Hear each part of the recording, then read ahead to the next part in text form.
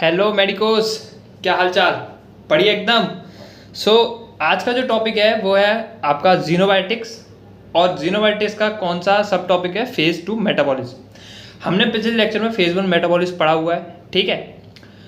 देखो phase 2 metabolism का मतलब ज़रूरत क्यों पड़ी, पहले ये समझना, ठीक है। नीड क्या है, फेज 2 मेटाबॉलिज्म ज़रूरत क्यों पड़ी। देखो सबसे पहले फेज 2 मेटाबॉलिज्म इसलिए जरूरत पड़ी, देखो जो वाटर सॉल्युबल, जैसे कोई वाटर सॉल्युबल कंपाउंड है, एक मान के चलो, ठीक है, उसको किडनी एक्सक्रीट करेगी, ठीक है, या लिवर एक्सक्रीट करेगा बाइल में, ठीक है। सो उसको एक्सक्रीट मतलब जो वाटर सॉल्युबल है वो तो किडनी से तो आसानी से एक्सक्रीट हो जाता है, ठीक है। तो हम क्या करते हैं कि जो मान लो ऐसे कोई वाटर सॉल्युबल कंपाउंड्स होते हैं जो कि ईजिली मतलब किडनी से एक्सक्रीट नहीं होते, ठीक है।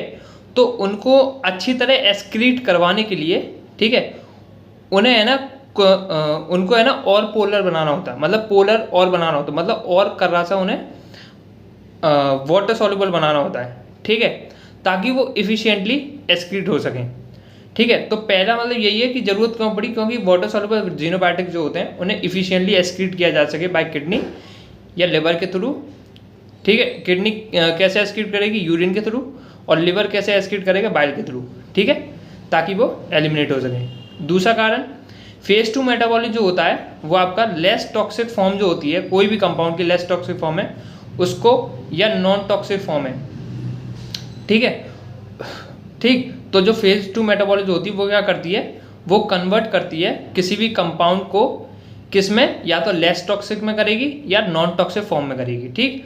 और इस लेस टॉक्सिक और नॉन टॉक्सिक फॉर्म में कन्वर्ट करने के लिए फेज 2 मेटाबॉलिज्म जो होता है वो कॉन्जुगेशन रिएक्शन करता है, ठीक है। कॉन्जुगेशन रिएक्शन जैसे ही करता है, ठीक है, तो कॉन्जुगेशन रिएक्शन कर देगा जिसकी वजह से लेस टॉक्सिक और नॉन टॉक्सिक फॉर्म बनेंगे, जिसकी वजह से क्या होगा, हार्मफुल इफेक्ट हमारे बॉडी में कम होगा, ठीक। फेज 2 मेटाबॉलिज्म जो होता है कैन ऑल्सो एक्टिवेट प्रोड्रग्स, ठीक है। जो प्रोडक्ट्स होती हैं, ठीक है, प्रोडक्ट्स क्या हैं, जो इनएक्टिव कंपाउंड्स होते हैं, ठीक। तो इनको ये प्रोडक्ट जो है वो इनएक्टिव कंपाउंड्स होती हैं, तो फेज 2 मेटाबॉलिज्म क्या करता है, इनको एक्टिव फॉर्म में कन्वर्ट कर देता है, एक्टिव फॉर्म में, एक्टिव ड्रग्स में, ताकि ये अपना काम कर सकें, ठीक है। अब हम तो ये हो गया कि क्योंकि जरूरत पड़ी फेज 2 मेटाबॉलिज्म की। अब सिंपल सी बात है कि ऐसे कौन कौन से, मतलब हम सिंपल सी बात है फेज 2 मेटाबॉलिज्म में हम कॉन्जुगेशन रिएक्शन करेंगे, सिंपल सी बात। तो उसमें हम कॉन्जुगेशन रिएक्शन में कौन से कंपाउंड हम ऐड करेंगे, तो कौन कौन से मॉलिक्यूल्स होते हैं जो हम सबस्ट्रेट में ऐड करते हैं, ठीक है। तो कौन से हैं वो, आपके ग्लूकोरोनिक एसिड हो गया, ग्लूटाथायोन ऐड करते हैं, एसीटेट ऐड करते हैं, मिथाइल ग्रुप ऐड करते हैं, सल्फेट ऐड करते हैं, और कुछ अमाइनो एसिड ऐड करते हैं। तो मैं अभी तुम्हें इन सब के एग्जाम्पल बताऊंगा, ठीक है, ध्यान से समझना, ठीक। फेज 2 मेटाबॉलिज्म जितना मैंने लिखा है अगर तुम उतना लिख दोगे ना, मोर देन सफिशिएंट है, ठीक है। सो ध्यान रखना, ठीक है। अब एक सबसे पहले हम देखेंगे ग्लूकोरोनिडेशन की रिएक्शन, ठीक है। तो the enzyme catalysing glucuronidation are present in lumen of endoplasmic reticulum and other enzyme are cytoplasm. ध्यान रखना, जो एंजाइम ग्लूकोरोनिडेशन कराते हैं उनके जो वो एंजाइम कहाँ प्रेजेंट होते हैं, एंडोप्लाज्मिक रेटिकुलम के ल्यूमेन में, ठीक। और जो बाकी अदर एंजाइम होते हैं वो कहाँ प्रेजेंट होते हैं, साइटोप्लाज्म में, ठीक है। ध्यान रखना इस बात का, ठीक। तो सबसे पहले हम किसका देखेंगे, ग्लूकोरोनिडेशन का, ठीक।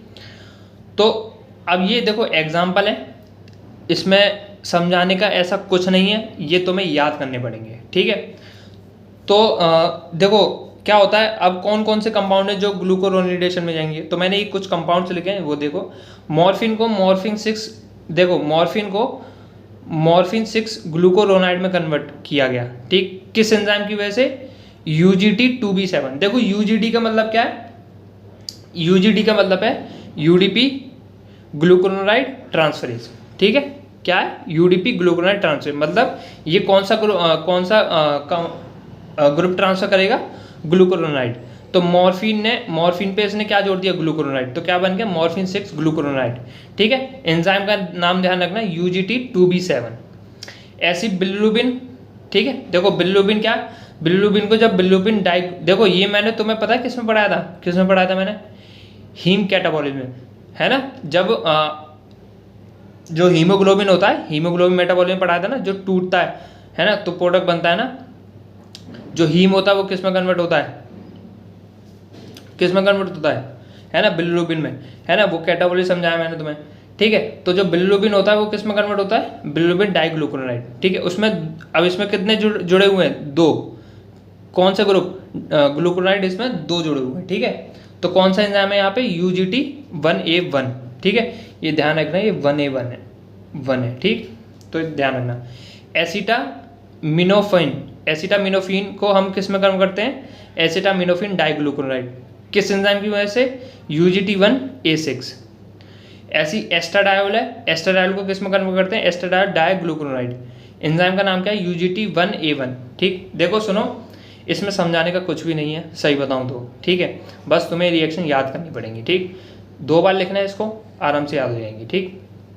देखो मैंने रिएक्शन ज़्यादा लिखी है, इसमें से तुम्हारी मर्जी जितनी भी लिख सकते हो, ठीक है, या तो 2 लिख दो, या 3 लिख दो, या सारी लिख दो, ठीक है, लेकिन मैं तो यही कहूँगा कि सारी लिखना प्लीज़, ठीक। और अब देखो दूसरा कॉन्जुगेशन रिएक्शन कौन सी है, जिसमें हम ग्लूटाथायोन ग्लूटाथायोन ऐड करते हैं, ठीक है। तो ध्यान रखो, तो पहले ये बताता हूँ कि ग्लूटाथायोन क्या होता है। देखो ग्लूटाथायोन जो होता है ना, वो ट्राइपेप्टाइड थायोल होता है, ठीक है, ट्राइपेप्टाइड होता है और थायोल है। इसका जो नाम होता है ना, ग्लूटाथायोन का जो असली नाम होता है वो होता है आपका गामा ग्लूटामिल सिस्टिनिल ग्लाइसिन। मतलब इसमें 3 अमाइनो एसिड हैं, एक ग्लूटामेट, एक सिस्टीन और एक ग्लाइसिन। मतलब कितने अमाइनो एसिड से बना हुआ है, 3 अमाइनो एसिड। कौन से, ग्लूटामिल, सिस्टीन और ग्लाइसिन, ठीक। तो जो ग्लूटाथायोन कंजुगेशन रिएक्शन करते हैं ना, ठीक है, वो कौन से एंजाइम होते हैं, वो होते हैं आपका ग्लूटाथायोन एस ट्रांसफरेज, ठीक है, नाम में ही लिखा हुआ है एस ट्रांसफर, मतलब क्या ट्रांसफर करेंगे, ग्लूटाथायोन एस ट्रांसफर, क्या करेंगे ट्रांसफर, ग्लूटाथायोन। तो एक रिएक्शन देखो, मान लो ये कोई कंपाउंड है जो पहले से कॉन्जुगेट है, इस पे हमें क्या जोड़ना है, ग्लूटाथायोन जोड़ना है, ठीक है। तो ग्लूटाथायोन को हम कैसे लिखते हैं, GSH। देखो मैं ये बताऊंगा अभी कि GSH क्यों लिखते हैं, अभी समझना। पहले इसको देखो, कॉन्जुगेट कोई कंपाउंड था X, इस पे हमने ग्लूटाथायोन जोड़ा, किस एंजाइम की मदद से, ग्लूटाथायोन एस ट्रांसफरेज, तो वो ये वाली रिएक्शन करेगा। तो यहाँ पे क्या जुड़ गया, GS कॉन्जुगेट, और H जो था वो X के संग निकल गया, ठीक है। तो यहाँ क्या जुड़ गया, ग्लूटाथायोन एस कॉन्जुगेट, मतलब ग्लूटाथायोन जुड़ गया, है ना, कॉन्जुगेट के संग। फिर अब क्या होगा, ये आपका आगे चल के क्या बनाएगा, कॉन्जुगेट सिस्टीन ग्लाइसिन। अब मैंने तुम्हें बताया था क्या, कि ग्लूटाथायोन जो होता है वो 3 अमाइनो एसिड से बना होता है, ग्लूटामेट, सिस्टीनेट, सिस्टीन और ग्लाइसिन। अब यहाँ पे क्या होता है, एक एक्सेप्टर आता है जो कि क्या करता है, यहाँ से जो ग्लूटाथायोन में से ग्लूटामेट निकाल लेता है, तो एक्सेप्टर क्या बन जाता है फिर, गामा ग्लूटामिल एक्सेप्टर। कौन सा एंजाइम कराता है ये काम, गामा ग्लूटामिल ट्रांसपेप्टाइडेज, ठीक। अब सिंपल सी बात है, ये कॉन्जुगेट है, अब इसमें ये ग्लूटाथायोन तो रह नहीं गया, क्या इस क्यों नहीं रह गया, क्योंकि इसमें से एक ग्लूटामेट निकाल लिया। अब इसमें कौन से 2 अमाइनो एसिड रह गए, तो कॉन्जुगेट सिस्टीन और ग्लाइसिन रह गए, सिंपल। अब इस पे कौन सा एंजाइम एक्ट करेगा, पेप्टाइडेज एक्ट करेगा, तो कौन सा अमाइनो एसिड निकलेगा, ग्लाइसिन, तो ग्लाइसिन यहाँ से निकल गया, क्या बन गया, कॉन्जुगेट सिस्टीन, ठीक। अब ये कॉन्जुगेट सिस्टीन पे कौन सा एंजाइम एक्ट करेगा, एन एसिटाइल ट्रांसफरेज, तो यहाँ पे एसिटाइल कोएंजाइम में आएगा, कोएंजाइम में निकल जाएगा, एसिटाइल ग्रुप इस पे जुड़ जाएगा, तो क्या बन जाएगा, मेरकैप्टूरिक एसिड डेरिवेटिव बन जाता है, ठीक है। तो ध्यान रखना है इसको, इस रिएक्शन को ध्यान रखना है, ठीक है, इतना समझ आया। तो ये ग्लूटाथायोन की कंजुगेशन रिएक्शन होगी, ठीक है। देखो अब एक बात समझना, देखो जो ग्लूटाथायोन होता है ना, उसका जो रिएक्टिव ग्रुप होता है वो होता है आपका SH। क्या होता है, मतलब ग्लूटाथायोन में जो ग्रुप प्रेजेंट होता है जिसका नाम है SH, ये बहुत रिएक्टिव ग्रुप होता है, मतलब ये रिएक्शन में टेक पा करता है। और ये कौन से अमाइनो एसिड में होता है, सिस्टीन अमाइनो एसिड में। किसमें प्रेजेंट होता है, सिस्टीन में, ठीक है। तो इसलिए हम इसको कैसे लिखते हैं, GSH, ठीक है, ग्लूटाथायोन SH।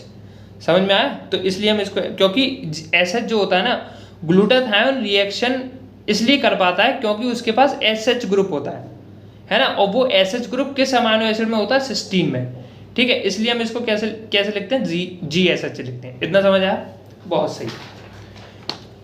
अब कुछ रिएक्शन और देखो। अब कौन सी तीसरी कॉन्जुगेशन रिएक्शन कौन सी है? एसिटाइलेशन। ऐसे तो एन एसिटाइलेशन कौन एंजाइम कराते हैं? N acetyl transferase. Example serotonin किस में कन्वर्ट होता है? N acetyl serotonin. ठीक।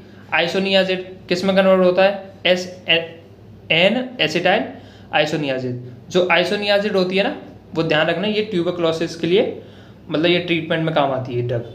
ठीक है, तो ये ड्रग ट्यूबरक्लोसिस के लिए काम आती है। और सेरोटोनिन तो मैंने बता रखा है तुम्हें। ठीक है, तो ये रिएक्शन है, याद करनी पड़ेंगी तुम्हें। मिथाइलेशन कौन रिएक्शन करवाता है? Methyl transferase. ठीक। और जो मिथाइलेशन करवाता है एंजाइम कौन करवाता है? Methyl transferase. तो इसमें मिथाइलेशन है, मतलब मिथाइल ग्रुप ऐड करोगे। ठीक है, तो इसमें मिथाइल ग्रुप कौन डोनेट करेगा? आपका एस एडेनोसिल मिथुनिन। याद आ रहा है? एस एडेनोसिल मिथुनिन, है ना। तो मतलब तुमने बायोकेमिस्ट्री में जितनी भी तुमने मिथाइलेशन रिएक्शन पढ़ी हैं, जहाँ पर एस एडेनोसिल मिथुनिन अपना मिथाइल ग्रुप देने आता है, ठीक है, तो ये डोनर होता है, ये मिथाइल ग्रुप देता है। ठीक है, तो जहाँ पे भी ये डोनर ये यूज हुआ होगा ना, वो सारी रिएक्शन किस में आएंगी? मिथाइलेशन में। ठीक है, इतना समझ आया? मतलब मिथाइलेशन में ये जो डोनर है एस एडेनोसिल मिथुनिन, जिस रिएक्शन में यूज हुआ है तो वो मिथाइलेशन रिएक्शन में आती है। ठीक है, और लास्ट है सल्फेशन। सल्फेशन मतलब क्या? सल्फेट ग्रुप ऐड करेंगे। ठीक है, तो इसमें कौन से रिएक्शंस, मतलब ये रिएक्शन कौन कैटालाइज करता है? किस एंजाइम के थ्रू होती है? सल्फोट्रांसफरेज। ठीक है, और जो इसमें सल्फेट ग्रुप ट्रांसफर करते हैं, तो कौन सा डोनर इसमें सल्फेट ग्रुप, मतलब डोनर कौन होता है सल्फेट ग्रुप को ट्रांसफर करने वाला? उसका नाम होता है 3-फॉस्फोएडेनोसिन 5-फॉस्फोसल्फेट। ठीक है, 3-फॉस्फोएडेनोसिन 5-फॉस्फोसल्फेट। ठीक। अब एग्जांपल देख लो। डोपामीन सल्फेट में कन्वर्ट होता है। मॉर्फिन थीसल्फेट में कन्वर्ट होता है। मिनोसाइक्लिन सल्फेट में कन्वर्ट होता है। तो ये रिएक्शन है, तुम्हें याद करनी पड़ेगी। ठीक है, ठीक है, तो मैंने तुम्हें किस किस के कॉन्जुगेशन के बारे में बता दिया। ग्लूकोनोनिक एसिड बता दिया, ग्लूटाथायोन बता दिया, एसीटेट बता दिया, मिथाइल ग्रुप बता दिया, है ना, और सल्फेट बता दिया। अब क्या बचा? Amino acid. देखो, xenobiotics can also be conjugated with amino acid glycine glutamate. मतलब जो जीनोबायोटिक्स होते हैं, ठीक है, उन्हें भी कॉन्जुगेट किया जाता है कुछ अमाइनो एसिड के संग, जिनका नाम है ग्लाइसिन या ग्लूटामेट। तो एक एग्जाम्पल लेके चलते हैं ग्लाइसिन का। देखो, ये कोई बेंजोइट है, ठीक है, कोई जीनोबायोटिक कंपाउंड है। ये आपका बेंजोइल कोए में कन्वर्ट होता है। अब कोए में तो तो यहाँ पे कोए है, कोएंजाइम ए, तो यहाँ पे कोएंजाइम ए ऐड होगा। ठीक, एंजाइम का नाम क्या है? एसाइल कोए सिंथेटेज है, इसका मतलब सिंथेटेज है, तो एटीपी यूज होगी। तो एटीपी किस में कन्वर्ट हो गई? एएमपी और इनऑर्गेनिक फॉस्फेट में, है ना। इतना समझ आया? तो बेंजोइल कोए अब किस में कन्वर्ट होगा? हिप्प्यूरिक एसिड में। किस में? हिप्प्यूरिक एसिड में। यहाँ पे कौन सा एंजाइम आएगा? N acetyl transferase. तो देखो, बेंजोइल कोए में अब हमने क्या यूज़ कर रहे हैं? ग्लाइसिन। तो ग्लाइसिन यहाँ ऐड हो जाएगा और जो कोए था वो निकल जाएगा। तो ग्लाइसिन बेंजोइल कोए के संग जुड़ जाएगा, कोए निकल जाएगा और क्या बन जाएगा? Hippuric acid. तो मैंने क्या बोला? Xenobiotics can also be conjugated with amino acid with glycine. ठीक है, तो यहाँ पे इसे कॉन्जुगेट किया गया बेंजोइल कोए को किसके संग? ग्लाइसिन के संग। तो ये एक रिएक्शन हो गई। ठीक है, इतना समझ आया? सो आई होप तुम्हें समझ आया होगा पूरा फेज 2 मेटाबॉलिज्म। ठीक है, मुझे पता है ये टॉपिक याद करने का होता है थोड़ा बहुत, ठीक है, लेकिन 2-3 बार लिख लोगे इन रिएक्शन तो याद हो जाएगी। ठीक है, बाकी तो आपका ये जीनोबायोटिक जो है वो पूरा चैप्टर ख़त्म होता है।